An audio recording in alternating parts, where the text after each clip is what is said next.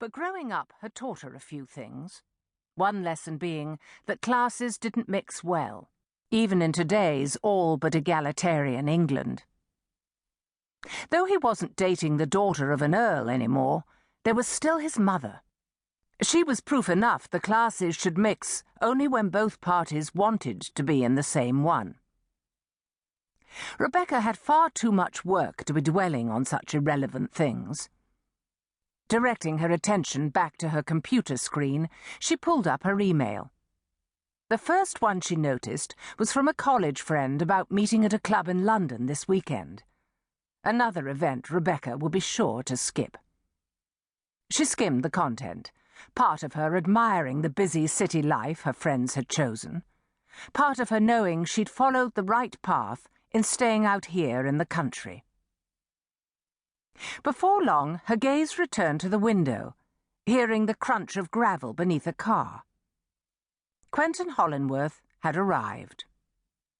She imagined the estate caretakers, Helen and William Risdon, going out to greet him, welcoming him home.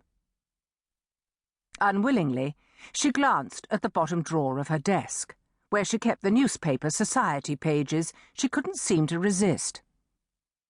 It was silly of her to have kept so many clippings, except that it all pertained to the family connected to the estate she ran.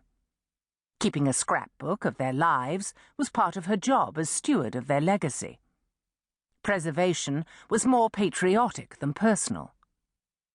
In that drawer was Quentin Hollingsworth's recent history, from his political work to his not-so-private breakup with Caroline Norley.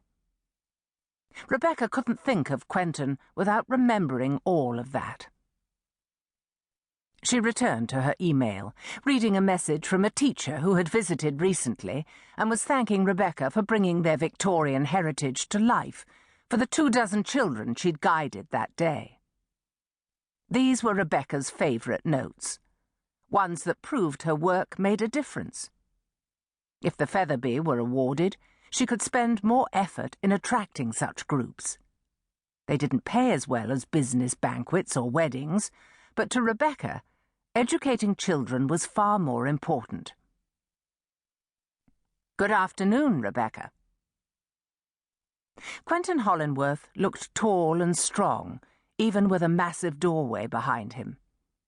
His broad shoulders filled out a casual, somewhat crumpled beige linen suit, a stark contrast to his dark hair.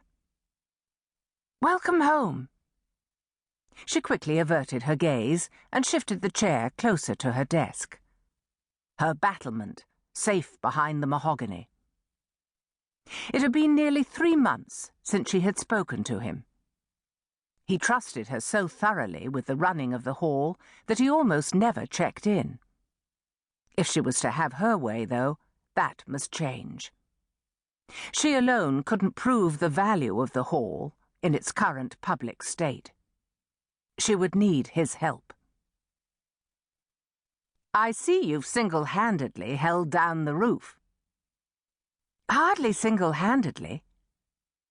Rebecca thought of William and Helen, who lived in the estate home on the grounds and supervised most household needs, and the education staff members who came on tour days to create an authentic Victorian atmosphere. Not to forget the many maids and repairmen going in and out, the land agent who oversaw the crops, nor the head gardener who lived in the village but spent most of his waking moments making sure Hollingsworth Hall lived up to its reputation as one of the finest garden spots in the United Kingdom. Without you, Quentin said as he neared the desk, I'm sure the place would fall to ruin, no matter how big a staff. And how is your mother, Quentin? Rebecca didn't really want to know, unless Lady Elise Hollingsworth had something to do with his visit. To close the hall to the public.